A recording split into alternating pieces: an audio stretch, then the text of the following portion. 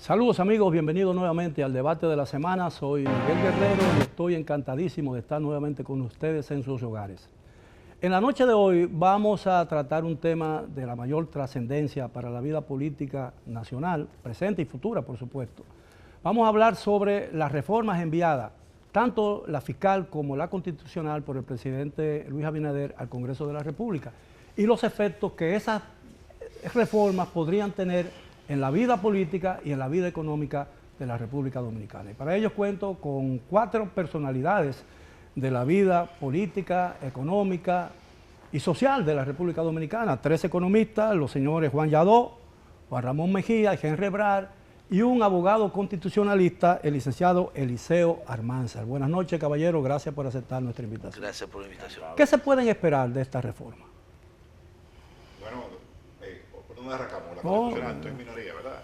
Sí, está en minoría, tiene el privilegio. Bueno, de la reforma constitucional podemos esperar primero que se apruebe, tal y como el gobierno la presentó. Bueno, ya fue aprobada en primera lectura, sí, se va a ratificar el lunes, ¿no? Sí, salvo algunas modificaciones o acomodos que se le hicieron en el camino al proyecto que originalmente se presentó.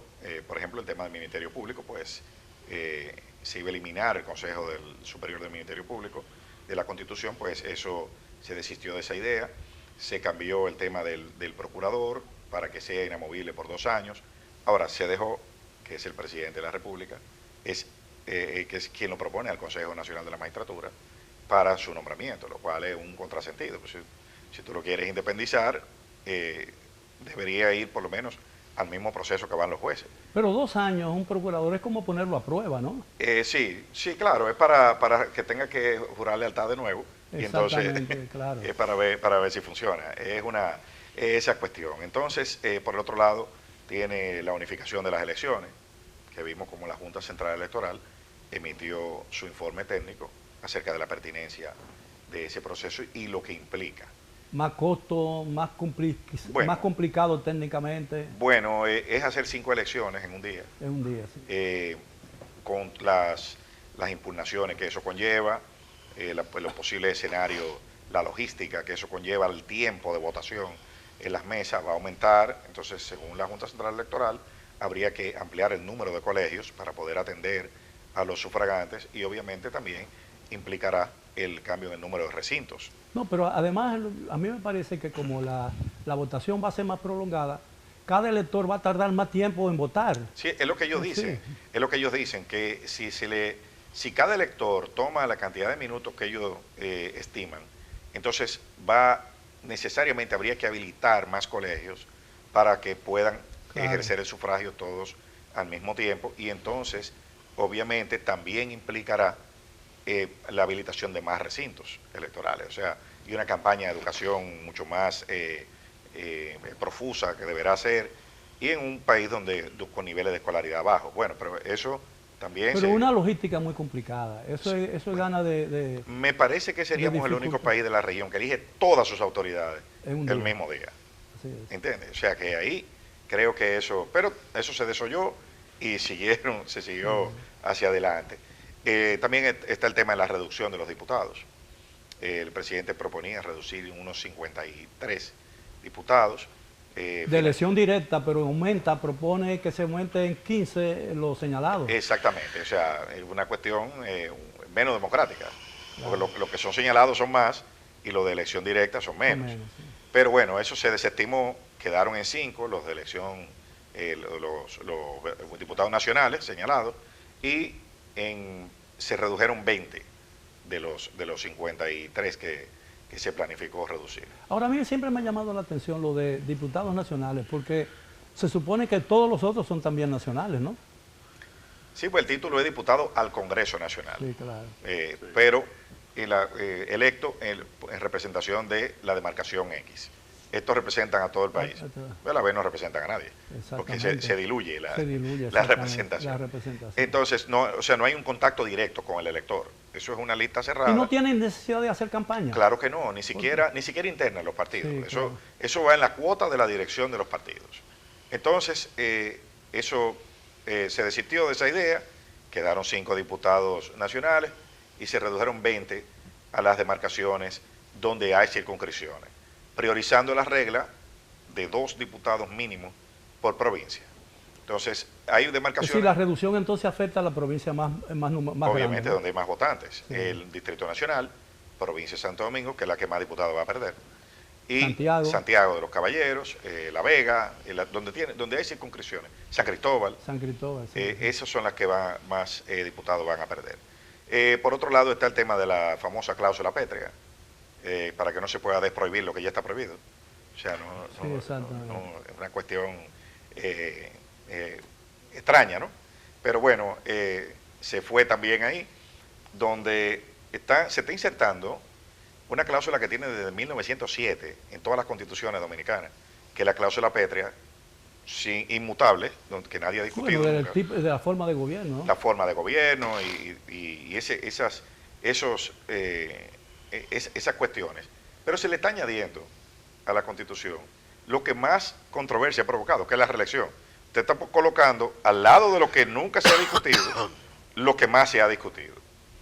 Es una cosa también extrañísima. Es tan extraña que de la redacción a la redacción propuesta hubo que la Asamblea Revisora le añadió un transitorio para asegurarse de que en esa ocasión no se haga referéndum. Sí, para eso. Y que un funcionario electo no se pueda beneficiar de las reformas que se realicen mientras él ejerza esa posición. Sí, porque es como cuando éramos pequeños, que jurábamos por nuestra madre. O sea, claro. Tú juras y no funciona nada. O sea, no significa nada, pero si juras por tu madre, sí. Claro. Entonces el presidente está haciendo el juramento ahí, de que él no va, aunque está prohibido, ¿no? Sí, claro. Porque la Constitución Dominicana es muy clara en eso, el 128. El presidente podrá optar, dice, ni siquiera ejercer. Sí, por un segundo mandato. Sí, pero es optar. Si perdía, también estaba jubilado ya. Sí, exactamente. Que no es como la Constitución de Estados Unidos, que dice ejercer 2 mandatos. Sí, claro. Por eso Trump... Por ejemplo, está optando por una... Exacto. Hay cosas buenas, por ejemplo, sacar al procurador del Consejo de la Magistratura, eso es positivo. Me parece a mí que es adecuado, no hacía nada ahí. Ahora, el concepto de la independencia del Ministerio Público. Se supone que el Ministerio Público es el brazo de lucha contra la criminalidad, ¿no? La que tiene que tener el frente con que un Estado o un gobierno enfrenta a la delincuencia y todo eso. Entonces, un Ministerio Público independiente podría darse el caso irónico de que el Ministerio Público tenga un concepto de la lucha contra el crimen distinto a la que tiene el gobierno. Bueno, la primera función en la Constitución que tiene el Ministerio Público es precisamente ejecutar la política criminal del Estado. Del Estado, sí. Del Estado, no de él, no. Sí, es del claro, Estado. del Estado, o sea, no la que él trace, sino la que el Estado decida. Entonces, ahora, aquí hay una distorsión y es bueno hacer un punto. El Ministerio Público debe ser reestructurado a nivel institucional. No puede ser que el Ministerio Público sea el que dirija, por ejemplo, el INASIF, que es el instituto que procesa las evidencias. No puede ser que el Ministerio Público sea el que tenga el control de los imputados, o sea, de las cárceles.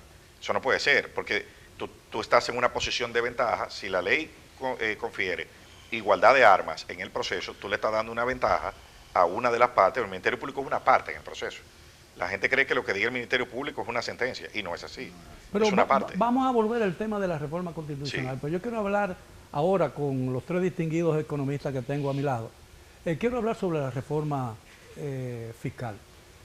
En la semanal pasada, el ministro de Hacienda se refirió al enorme déficit que confronta el gobierno y la necesidad de captar más impuestos, ¿no? más dinero.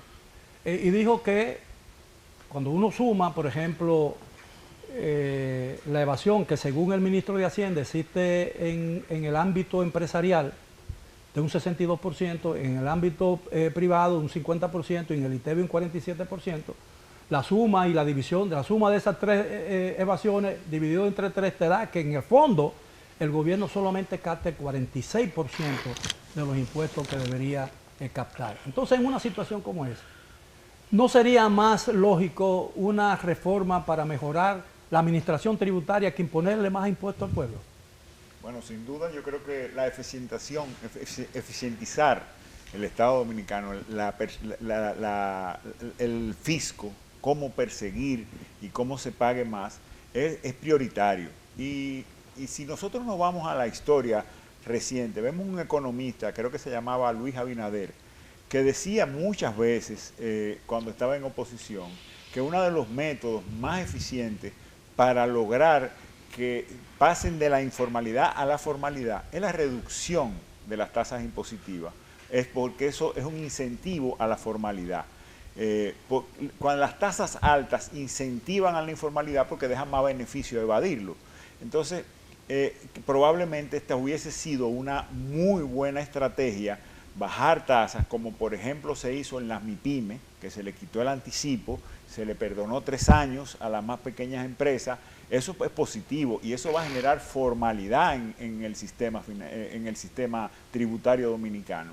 Sin embargo, cuando tú lo que haces es aumentar las bases, tú estás generando potencialmente mucha más evasión. Y realmente en términos generales yo veo que la reforma tributaria, lo primero que es regresiva. ¿Por qué es regresiva? Porque no grava a los que más pueden más, sino a los que menos pueden. Al entrar todos los artículos, ampliar la base del IVA, antiguamente ITEVIS, al ampliar la base del IVA a cobrarle a esos 200 artículos y pico que estaban fuera, pues obviamente, y esos artículos estaban fuera porque eran de la canasta familiar, de los mayor consumo de la clase baja. Tú del lo quintil entras, 1, ¿no? Del quintil 1, del quintil 2, o sea que probablemente estamos grabando más directamente a esa clase pobre. Igualmente pasa con el IPI. Al tú bajar el monto a partir del cual vas a pagar IPI y además le dices que vas a revalorar las viviendas, tú estás entrando muchísimas viviendas, muchísimas clases, muchísima gente de quintil 2, quintil 3 que ya tienen su vivienda a comenzar a pagar ese impuesto que no le estaban pagando, además de que las clases más altas pues obviamente van a pagar más porque va a ser de a partir de 5 millones. Eso en primer orden. En segundo orden, y muy preocupante, es el desincentivo al crecimiento económico. ¿Por qué yo hablo de desincentivo al crecimiento económico? Cuando tú le quitas, tú miras el casco central de Santo Domingo, por ejemplo, y se declaró de prioridad turística, y inmediatamente hemos visto cómo hemos tenido un desarrollo turístico, hemos tenido la construcción en el casco central de Santo Domingo de por lo menos 6 hoteles. ¿Y eso por qué? Por los incentivos, por las exenciones fiscales que se han creado. Eso pasó con Bávaro, Punta Cana, y eso iba a pasar con Pedernales, por ejemplo, y con Miche, por ejemplo. Probablemente eso ahora va a desacelerar el desarrollo. Yo creo que castraron... Y va a paralizar Pedernales, que es su Yo creo que joya. castró las posibilidades de desarrollo de Pedernales. Ahora, me gustaría escuchar la opinión del licenciado Yadó y del licenciado Ebrard sobre la reforma. Bueno, yo oyendo estas dos exposiciones que me preceden, se me ocurre pensar que tanto en el caso de la reforma constitucional como la fiscal, hay cosas que son apetecibles a mi juicio y otras que no lo son tanto. Pero yo parto de la premisa de que el gobierno debe ser congratulado y reconocido por haber tenido el coraje de presentar estas propuestas, las cuales pueden ser discutidas y pueden ser mejoradas a través del diálogo correspondiente en las instancias congresionales. En el caso de, primero, que él mencionaba que es una propuesta regresiva, yo realmente pienso que hoy mismo salió en el periódico una opinión de un alto funcionario del Banco Mundial donde él señala que lamentablemente en América Latina el impuesto o los gravámenes impositivos a la riqueza es sumamente bajo. Él dice que en términos del promedio se representan apenas un 2.7 de las recaudaciones, los impuestos a la riqueza en toda América Latina.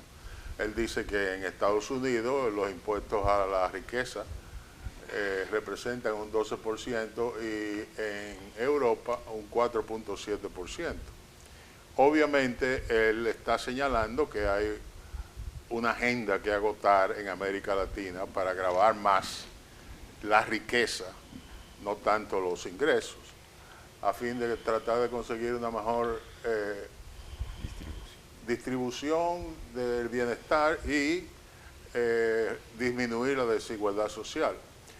Pero con respecto a lo de los incentivos al turismo, yo disiento de las posiciones que ustedes han alternado, porque ustedes parten de la premisa de que esos incentivos son los que determinan la inversión.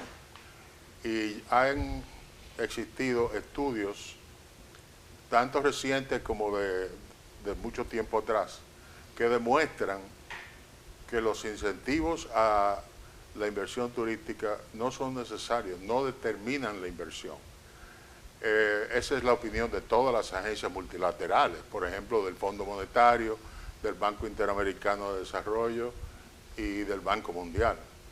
De manera que si se parte de la premisa de que los incentivos van a colapsar la inversión, entonces obviamente que la eliminación de las exenciones fiscales para el sector turístico va a provocar un retroceso, no un retroceso, por lo menos una paralización, pero eso no es así. Y los estudios que existen, uno de los cuales es de apenas hace un par de años de la Fundación Frederick Ebert, demuestran que no, que eso no tiene un peso determinante en la decisión de los inversores. Licenciado Ebrard. Sí, en ese sentido yo tendería a pensar un poco como el amigo Juan, ¿no? Que hay que tener cuidado con el análisis que se vaya a hacer sobre las decisiones que se van a terminar tomando o no sobre los incentivos. Primero, creo que sería bueno recalcar cuáles son las características que pueden determinar si un incentivo es bueno o es malo. Porque es parte del análisis que hay que hacer y sería bueno que esos análisis, que seguramente se han hecho, se den a conocer. Un incentivo tributario es bueno si cumple con 4 características. ¿Cuáles son esas 4 características? Tiene que ser bien focalizado en este sentido. Si pensamos en el turismo, probablemente haga mucho más sentido hoy en día direccionar incentivos hacia Pedernales que hacia el Distrito Nacional o Punta Cana Bávaro. 2, tiene que ser condicionado. Eso es muy importante en este sentido. Yo creo que el esfuerzo que se está haciendo con este proyecto de mejorar un poco el condicionamiento del incentivo a la zona fronteriza va en la buena dirección. 3, ahí empieza a ser problemático, tiene que ser limitado en el tiempo. ¿Por qué? Porque un incentivo tiene que ser tan bueno como que va a crear una nueva industria, un nuevo segmento de negocio que no existiese sin el aporte inicial del incentivo, porque es tan bueno que se puede quitar el incentivo y ya eso está caminando solo, porque si después de 15 años de incentivos tú le quitas el incentivo, se cae eso, entonces... Bueno, ya no es un incentivo, una concesión. Exactamente, eso ya ese no es ningún incentivo. Y finalmente, eso es lo más importante, y ahí sí hubo problema. El incentivo tiene que ser muy bien administrado. Ahora, ¿qué se y puede...? Es ahí donde se dañó probablemente en algunos casos el tema de Confutur, que sabemos que probablemente hay unos proyectos que recibieron exoneraciones que no deberían de haberlo recibido, y ahí está el pago. Fíjate que ha habido mucho menos problema en la gestión de algunos incentivos, y yo creo que una buena escuela ahí ha sido el caso del Consejo Nacional de Zona Franca, donde no ha habido ese tipo de problemas. Bien, si me lo permiten, tenemos que hacer una primera pausa, regresamos después de ella. Por favor, continúen con nosotros. De regreso en el debate de la semana, hemos estado analizando y conversando con 4 destacados profesionales, 3 economistas y un abogado constitucionalista sobre las reformas que el presidente Abinader ha introducido al Congreso. Ahora, es evidente que son demasiadas reformas. En un momento de tanta incertidumbre a nivel internacional, el mundo está al borde de una conflagración que nadie sabe cuáles podrían ser las consecuencias. Ahora bien, hablamos de turismo, pero la mayoría de los precios de los productos de consumo, de los bienes de consumo, incluso de los servicios, van a sufrir un impacto enorme en los precios. Incluso todavía la reforma fiscal no se ha aprobado y ya algunos de los productos que no van a poseer y que no van a ser gravados con ITEVIS ya han aumentado de precio. Y es evidente que aún cuando no hay ITEVIS, los efectos de los impuestos van a afectar los precios generales de toda la economía. Entonces, ¿qué se puede esperar? ¿Qué efecto podría tener esto en la población? Yo quisiera referirme a eso porque es evidente de que habrá un impacto inflacionario si se aprueban todas las reformas como están planteadas, lo habrá. Por eso, una de las propuestas que hace el gobierno es el aumento salarial de los empleados públicos de 10,000 pesos a 15,000 pesos. Ese aumento de un 50% se supone que es para compensar por la inflación futura, no la inflación pasada ni la presente. Se espera que el sector privado también responda a esa necesidad, aumentando salarios, a pesar de que eso no puede imponerse mediante una aprobación congresional. Pero entonces sobre el sector empresarial van a gravitar los impuestos y la necesidad de aumentar los salarios. Sí. Yo creo que son cargas demasiado Y pesadas, una reforma ¿no? laboral. Y una Pero reforma vamos laboral. a estar claros, desde un punto de vista específicamente de la reforma fiscal, que no debemos de verla solamente del lado de los ingresos. Obviamente esta semana todo el mundo está con la resaca del anuncio de la parte siempre desagradable de una reforma fiscal, que es el tema de los ingresos, por ejemplo, verlo de una manera más holística con el tema de los gastos. Pero en el caso de las empresas, si realmente vamos a las cifras que se han presentado, el sector que menos está contribuyendo a la reforma fiscal es el sector empresarial. ¿Por qué? Porque precisamente lo que se está buscando, y es inteligente, lo que se está buscando, que el esfuerzo que se está pidiendo a las empresas no es tanto en la parte fiscal, salvo para los que están evadiendo, sino en la parte salarial, porque la compensación de la reforma es fundamental. Ya mencionamos sobre el sector público, que también es que desde el año 2019 no se ha hecho ninguna indexación al salario público, que de hecho es bajo, pero es la compensación que va a venir del lado del sector privado, que es parte de un acuerdo que probablemente se va a dar a conocer. De hecho ya reforma laboral ya fue depositada también en el Congreso, o sea que hay otra reforma adicional.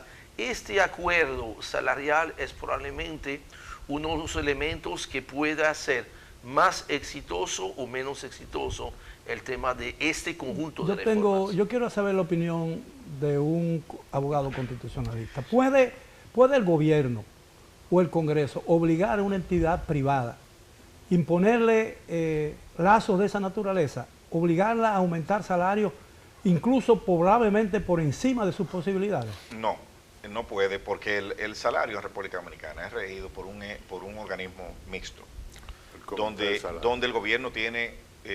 tripartito, ¿no? Sí, tripartito, donde el gobierno tiene un número determinado de asientos, que es el que controla. La mayoría son del sector privado, tiene el sector sindical y el sector empresarial. Entonces ahí necesariamente para aprobar algo ahí hay que negociar. Se tiene que negociar con una de las dos partes, ponerse de acuerdo y entonces producir la decisión. Pero eso puede ser un elemento de conflicto, Bueno, añadido al tema de los precios, porque los precios van a aumentar exponencialmente. Y sin dudas, cualquier aumento de salario con algunas exenciones que le quiten a algunos sectores productivos, pues resulta normalmente en que el empresario lo traspasa al consumidor final y genera algo más de inflación. Pero todo lo que hemos estado en la universidad, aunque no hayamos estudiado economía como una profesión, sabemos que cuando se presiona mucho los impuestos y los precios, llega un momento en que el consumo disminuye y la capacidad de una empresa disminuye, ¿no? Sí, pero la famosa curva, ¿no?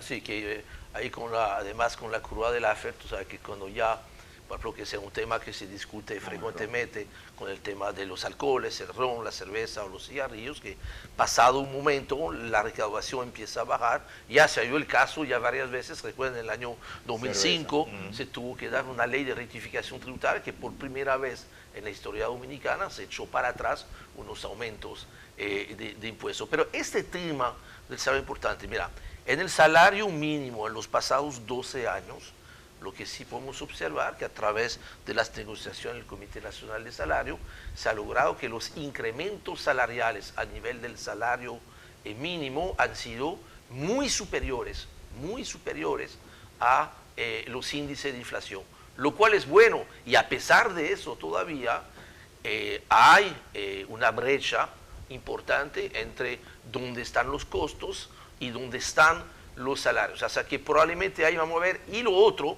que seguramente vaya a cambiar, que parece que es parte de este acuerdo al cual se busca llegar, de que en vez de esperar cada 2 años hacer esta indexación, sea cada año. Al principio del gobierno, las primeras medidas en el orden económico parecían señalar que el fantasma de Adam Smith estaba primando en las decisiones del gobierno. Ahora parece que es Keynes el que está funcionando, ¿no? Mira, yo supongo que el sector empresarial debe hacer una contribución sustancial al éxito de esta reforma fiscal. No solamente porque el país la necesita y hay un amplio consenso de que es necesario aumentar las recaudaciones para poder bregar con los diferentes retos de inversión que tiene el gobierno, sino porque es un requisito básico para mantener la paz social. Yo leía en la prensa que el promedio salarial en el país son 21,000 pesos, mientras la canasta básica está en el doble.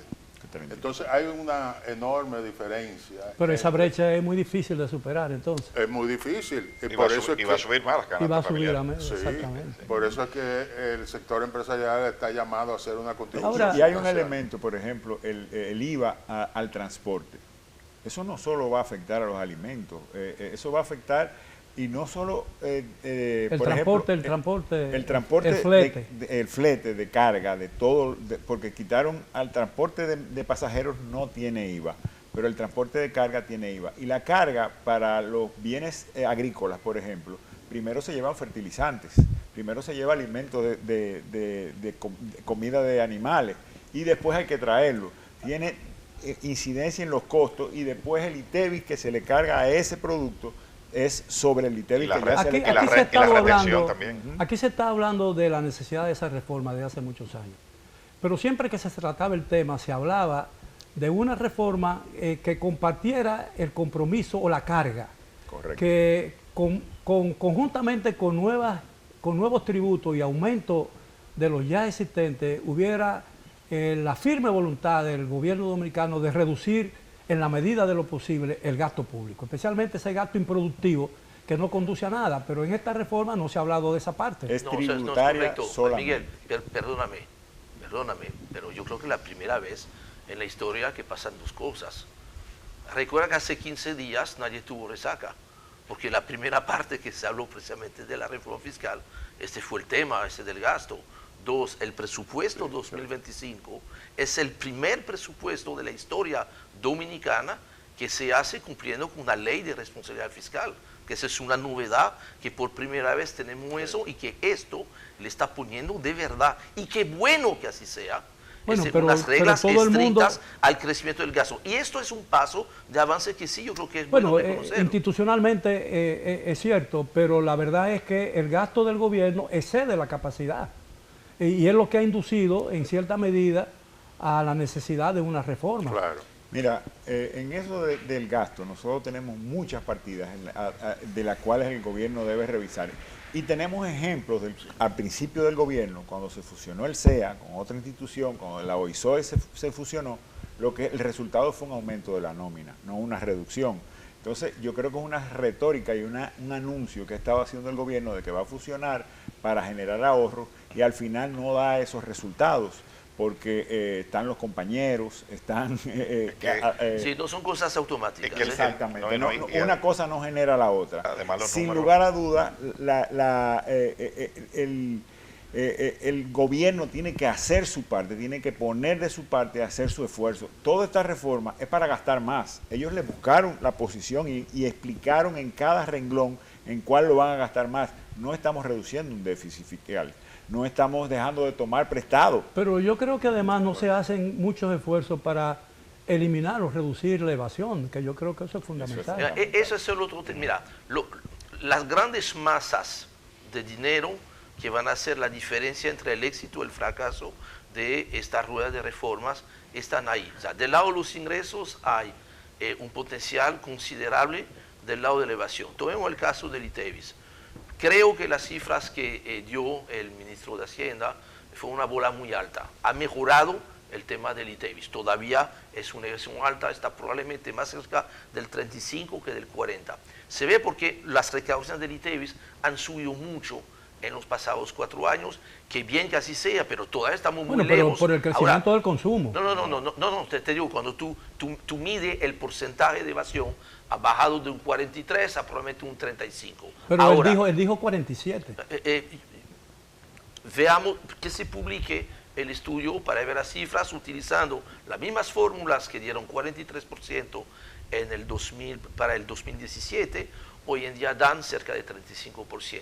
Y que bien que así sea, porque se muestra que efectivamente es posible. Ahora, todavía estamos muy lejos de la meta. Una meta correcta para República Dominicana sería tener una evasión del ITEVIS que esté entre un 15 y un 20%, no más de ahí. Sin embargo, yo te digo que la mayoría de esa evasión está en un sector que es donde más se venden los 200 productos que hoy van a entrar al ITEVIS. Ahora, Sí. Entonces va a aumentar la evasión. Pero es que es ahí donde el mecanismo que se está planteando... Los colmados que venden el salami probablemente cobren el ITEVIS y más no lo reporten, no lo paguen. Ahora, en el caso, mira, cuidado que en el caso del colmado, yo me llevo muy bien con el colmado de la esquina, entonces yo quiero defender a mi amigo del colmado. Mira, se dice que el colmado va del ITEVIS, es un poquito más útil, porque cuando el colmado compra mercancía, sí paga el ITEVIS. ¿No es? Claro. Lo que se pierde en las tuberías, lo se llama la brecha de cumplimiento, que es una forma muy y en el peso, ¿no? En el detalle. Es el ITEVIS sobre el margen. En muchos de esos colmados la libra tiene 14 onzas.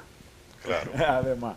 No, pero Ahora, el valor agregado. el licenciado Yadot abordó un tema que a mí me parece relevante y que yo creo que resume la enorme preocupación que existe en amplios sectores de la población dominicana con relación a esta reforma, de gente que no conoce los pormenores ni los detalles de una economía, que no entiende el proceso económico. Y es que el desarrollo o el crecimiento económico del país en las últimas 4 décadas ha dependido en cierta medida de la paz laboral que hemos disfrutado. Y ese posible aumento de los impuestos pueda quebrar de alguna manera esa paz laboral. Y entonces hay una enorme preocupación, no solamente porque le he escuchado ya en diferentes niveles de la población dominicana. Pero algo que es todavía más grave y preocupante es lo que se pretende hacer con la propuesta de reforma fiscal en relación al porcentaje de la población que clasifica como pobre. Ese porcentaje que me sorprendió que del 23% que era el año pasado, ahora, según una última declaración del presidente, están en un 19% de la población. Bueno, si ustedes me lo permiten, tenemos que hacer una última pausa. Siga con nosotros en el debate. Bien, llegamos ya a la parte final del tema de esta noche. He estado con la grata y honrosa compañía de 4 destacados profesionales dominicanos, 3 economistas y un abogado constitucionalista, hablando sobre las reformas que el presidente Abinader ha enviado al Congreso. Ahora, es evidente que cualquiera que sea el resultado en el Congreso de esas reformas, que sean aprobadas, que sean modificadas, han generado mucha inquietud en amplios sectores de la sociedad dominicana. Porque todo el mundo le tiene mucho miedo a los impuestos. Y se han creado o se pretenden crear nuevos impuestos, pero además aumentar algunos de los ya existentes. ¿qué creen ustedes que podría ser el efecto de todo esto en la vida de las personas comunes y corrientes, que verdaderamente lo que importa, ¿no? Yo me iba a referir en el segmento anterior al impacto que esto Lo puede... interrumpí, perdón, porque tenía que hacer la pausa. Está excusado. El impacto que esto puede tener sobre la proporción de la población que está bajo la línea de la pobreza. Una de las principales contribuciones que hace el Estado a minimizar los rigores de la pobreza es a través del programa Supérate, y más particularmente el Aliméntate, que provee un estipendio de 1.650 pesos mensuales a 1,5 millones de familias pobres. La propuesta de reforma fiscal está visualizando un aumento 21%. hasta 2,000 pesos. Sí. Es decir, proponen aumentar 350 pesitos, porque yo creo que es un aumento pírrico. ¿Por qué? Porque si tú calculas que desde el 2020 a la fecha ha habido una inflación acumulada de un 25%, y tú le aplicas eso a al estipendio de 1.650, tú estás hablando de que no es 1.650, Pero sino... esos programas que a veces dan, que no me parecen a mí, en cierto sentido, programas de tipo social, sino caridad pública. Yo creo que más. Yo creo que eso, al fin de cuentas, lo que hace es que perpetúa la situación de pobreza y de mendicidad que viven muchos dominicanos. Darle 2,000 pesos es 62 pesos diarios. La claro. línea de pobreza de la República Dominicana, hay menos de 800,000 dominicanos bajo la línea de pobreza. Sin embargo, se le está dando esa ayuda a 1,5 millones, prácticamente el doble de los ciudadanos. Yo creo que estamos aumentando la dependencia del gobierno, Claro. con fines populistas. Algunas veces lo veo así. Tú generas una reforma que ataca más a los sectores menos pudientes, le das una ayuda y lo haces más dependientes del gobierno. Ahora, ¿cuál Eso es la visión? preocupante. ¿Cuál es la visión que tiene el gobierno dominicano con esta reforma fiscal y constitucional? Yo me imagino que cuando un gobierno se embarca en una política de reforma, tiene que tener una visión de lo que pretende ser el país, ¿no? Yo digo, ¿qué país perseguimos nosotros? ¿A quién queremos parecernos nosotros como país con esta reforma? ¿A Taiwán, a Israel, a Singapur, o a Haití o a Bolivia? El presupuesto yo dice que pienso- un 11% se invertirá en obras de capital. Pienso que a ninguno de los anteriores. Yo pienso que el gobierno lo que quiere es mantener la capacidad de manejo Una dependencia del y la pueblo, estabilidad, sí. bajar la relación, por ejemplo, del servicio de la deuda versus ingresos corrientes, que es yo creo que es la urgencia más grande. Pero a un grupo que nosotros no hemos mencionado aquí es la clase media, que verá afectado cuando usted vaya al carrito del supermercado, comience a hacer el ejercicio de ver todo aquello que no paga ITEVIS hoy, súmele el 18% No, y y además súmeselo a la compra. Al final, es el primer Y impacto. además, mi hijo, Y los hijos que están en un colegio privado van a tener que ir a escuela pública. Bueno, no, y los servicios No que lo van, puede deducir, los servicios que los van a, gastos por ejemplo, estudiantiles. en el sistema actual, los servicios de educación no pagan, están fuera del gravamen del ITEVIS. Entonces ahora van a quedar fuera del gravamen del IVA, pero aquellos que se han prestado por instituciones acreditadas por el MINER o por el MESID. O sea que si usted tiene por ejemplo, un campamento de verano que no pagaba ITEVIS, ahora va a pagar ITEVIS. Por ejemplo, usted tiene un gimnasio, los servicios funerarios, muchos servicios que estaban fuera del espectro del ITEVIS, ahora IVA, van a pagar. Usted va a pagar IVA por Netflix, usted va a pagar IVA por todas las cosas que consume. Entonces, eso Y es los un impacto. féretros pagarán también. Sí, todo, Sí, todo, si no todos está los servicios exento. funerarios. Entonces va a costar mucho morirse. La carne de Y yo res. reitero, las excepciones que se daban, por ejemplo, al turismo, no podemos evaluarlas solamente, hay que ver el entorno de competencia. ¿Qué está dando Cancún para que hagan un hotel? ¿Qué está dando Jamaica? ¿Qué está dando las islas del Caribe? de excepciones y en función a la competitividad del país, mantener una adecuada competitividad en términos de inversiones, no estoy hablando del turista que viene, sino en términos de inversiones, eso hay que evaluarlo y mirarlo con pinza. Y yo estoy seguro que va a haber una desaceleración mínima, pero va a haber una desaceleración. Y con el asunto de que los parques también le quitaron le van a poner a pagar el ITEVI al parque, no a las industrias, pero al parque, la creación de nuevos parques puede desacelerarse también. Y eso genera demasiada desincentivo al crecimiento económico. Yo calificaría esto como gula impositiva. Sí, porque ni siquiera es apetencia. Glotonería. Sí. Glotonería fiscal, ¿no? Sí, ahora eventualmente uno quisiera pensar, no estoy diciendo que sea necesariamente el caso, sino de que obviamente, mira, eso es el inicio de una negociación, a partir de ahí lo que parece ser una bula alta, y efectivamente ahí le vamos a pedir a la Virgen de la Altagracia, ¿no? Sí. Y si hace falta tener la de las Mercedes, probablemente hagan falta las dos. La madre de la Escuela Científica Dominicana, Virgen de la Altagracia. Sí. Yo creo que hay margen para mejorar. Ahora, Miguel, yo creo que la última vez que yo vine a tu programa, yo lo dije. ¿Qué pasa si no hacemos las reformas? Ahora, los problemas que yo veo... Buena pregunta. Los problemas ¿Qué pasa si no hacemos las reformas? Pero el problema que yo veo es que el resultado de esta reforma será de una opinión unilateral, porque la posibilidad de una discusión seria sobre el alcance de esa reforma queda prácticamente anulada con la mayoría abrumadora que tiene el partido de gobierno en el Congreso. Yo creo que la pregunta que hace Henry habría que añadirle, ¿qué nos trajo hasta aquí? O sea, ¿por qué es que hay que hacer una reforma? Y luego, entonces, ¿qué pasa si no la hacemos? Porque aquí todo el mundo tiene que asumir su cuota de responsabilidad. Yo agregaría otro factor. ¿Será que necesitamos seguir resolviendo el problema haitiano en territorio dominicano? Porque nuestro presupuesto de educación y nuestro presupuesto de salud está siendo lesionado, está siendo gastado, dándole servicio a quienes no pagan impuestos. En los países de mucha madurez democrática, normalmente los gobiernos no se arriesgan a una derrota política enviando un proyecto de ley a un Congreso que no tenga posibilidades absolutas de ser aprobado.